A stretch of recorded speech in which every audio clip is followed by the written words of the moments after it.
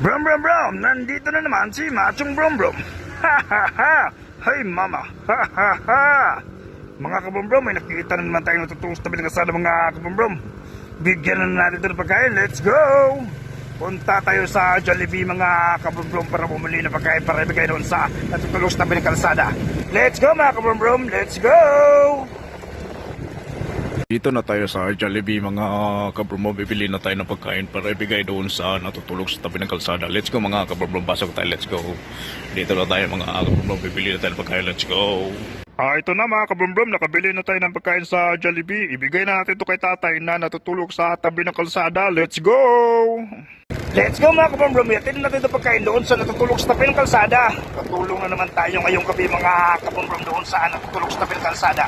Let's go mga kabrombrom, yatin natin ito. Let's go! Nandun sa tatay mga kabrombrom, lapitan natin para ibigay na pagkain, let's go. Dito siya mga kabrombrom.